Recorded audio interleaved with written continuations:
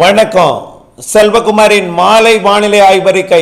அதிகாரப்பூர்வ வானிலை அறிக்கைக்கு இந்திய வானிலை ஆராய்ச்சித்துறை அறிக்கையை பார்க்கவும். 2025 ஜனவரி 14 இனிய பொங்கல் தின மாலை வானிலை ஆய்வறிக்கை.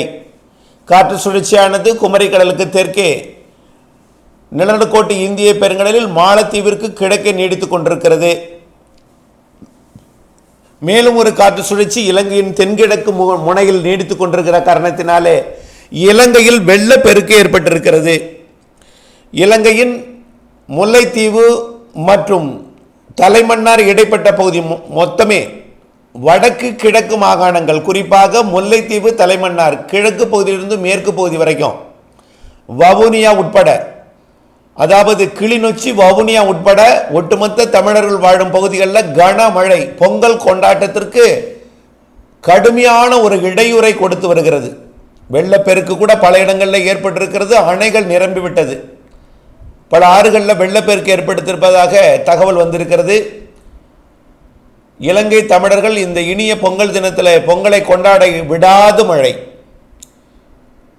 நேற்று நள்ளிரவு தொடங்கிய மழை இடைவிடாது கொட்டி வருகிறது. இன்னும் கனமாகவே தொடர்ந்து கொண்டிருக்கிறது.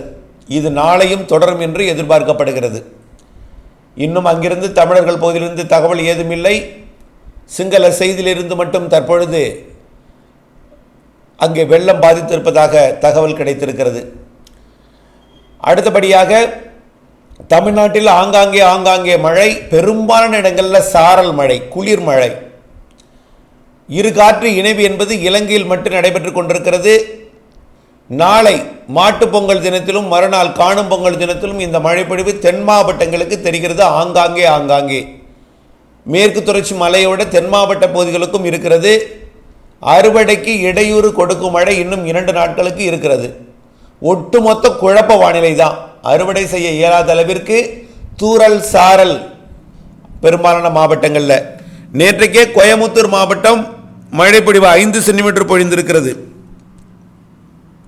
அதாவது கோயமுத்தூர் மாவட்டம் பிஎன் பாளையம் ஏஆர்ஜி 5 சென்டிமீட்டர், ஊத்து திருநெல்வேலி மாவட்டம், அலக்கரை எஸ்டேட் நீலகிரி மாவட்டம் 4 சென்டிமீட்டர், குன்னூர் நீலகிரி மற்றும் குன்னூர் ஏல்டபிள்யூஎஸ் மற்றும் திருவள்ளூர் மாவட்டம் செங்குன்றம், எண்ணூர் திருவள்ளூர் மாவட்டம், நாலுமுக்கு திருவள்ளூர் தலா 3 சென்டிமீட்டர். மேலும் பல இடங்களில் மழைப்பொழிவு பெரிய அளவிலே பட்டியல் இருக்கிறது.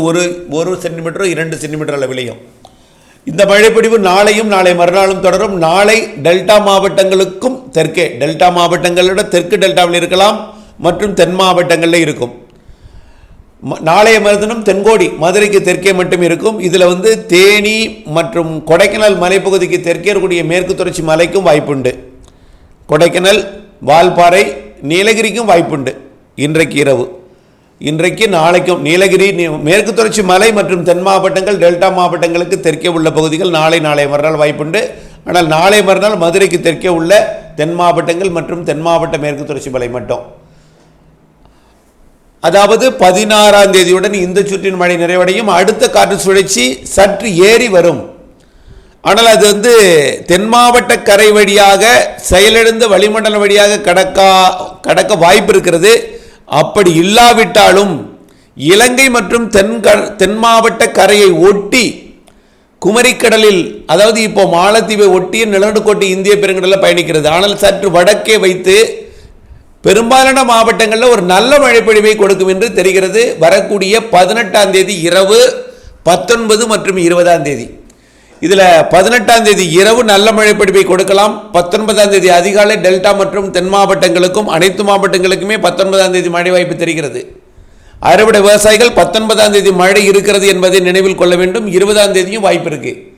18ஆம் தேதி மாலை இரவிலிருந்து தொடங்கும் மழை, 19, 20 2 நாளும் மழை கண்டிப்பாக கடந்த சுற்றின் மழைப்பொழிவை விட சற்று கூடுதல் மழைப்பொழிவு இருக்கும். காரணம், சற்று வடக்கே வைத்து வரும் நன்றாக காற்று குவிதலை தமிழ்நாட்டில் ஏற்றும் என்று எதிர்பார்க்கப்படுகிறது. அது கர்நாடக எல்லையோர, ஆந்திர எல்லையோரம் வரைக்கும் கூட மழைப்பொழிவை கொடுக்கும்.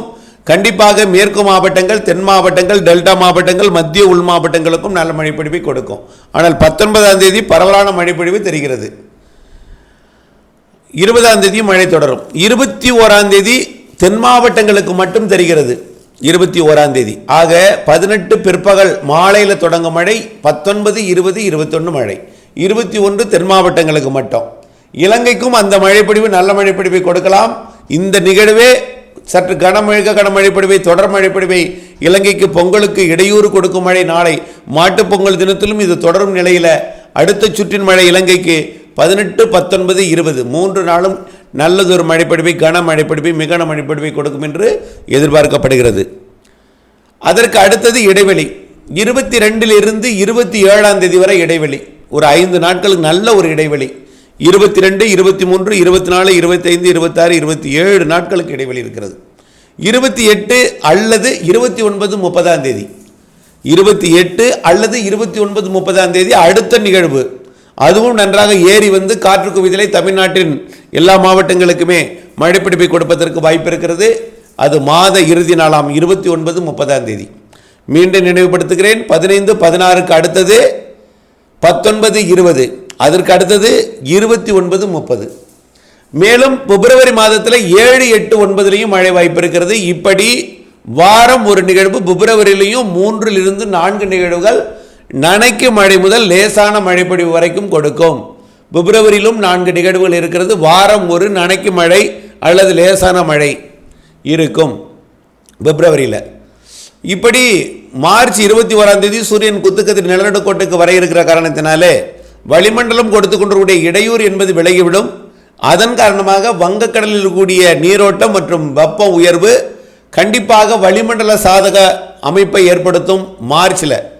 மார்ச் மாதத்திலிருந்து ஏப்ரல் மேயில் அதாவது மார்ச்சிலிருந்து படிப்படியாக மழைப்பொழிவு வாரம் ஒரு மழையோ அல்லது மாதத்திற்கு 3 மழையோ கொடுப்பதற்கு வாய்ப்பு இருக்கிறது.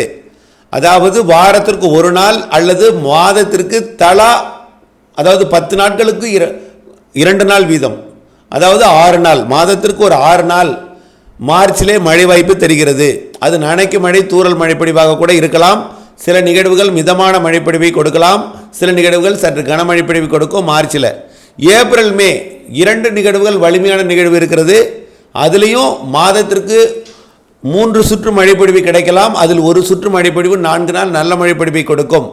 ஆக மீதம் இருக்கக்கூடிய 2 நாட்களிலே தலா 3 அல்லது 2 நாள், அதில் ஒரு 4, ஒரு மொத்தம் 8 நாட்களுக்கு ஏப்ரலில் மழை இருக்கிறது. மே மாதமும் ஒரு 8-10 நாள் மழை இருக்கிறது. பிற நாட்கள் வெயிலும் சராசரி வெயிலும் சராசரிக்கு சற்று குறைவான வெயிலும். ஒட்டுமொத்தத்தை பார்க்கும் பொழுது ஏப்ரல் மே சராசரிக்கு கூடுதல் மழை இருக்கிறது. ஒட்டுமொத்தத்தை பார்க்கும் பொழுது வெப்பம் சராசரி அல்லது சராசரிக்கு குறைவாக இருக்கும் இந்த ஆண்டு. இதுதான் நம்முடைய கோடை வரைக்கும் உள்ள வானிலை எதிர்பார்ப்பு. மழைப்பொழிவு கண்டிப்பாக அதாவது முற்றிலுமாக காய விட்டு விடாது. நனைக்கு மழை தூறல் மழை இதமான வெப்பநிலை எல்லாமே இந்த ஆண்டு மார்ச் ஏப்ரல் மே இருக்கும். அதற்கு முன் குளிர்கால மழைப்பொழிவு ஜனவரி பிப்ரவரியிலும் வாரத்திற்கு 2 நாள் வீதம் 10 நாட்களுக்கு 2 நாள் வீதமாவது குறைந்தபட்சம் மழைப்பொழிவை பிப்ரவரியிலும் கொடுக்கும்.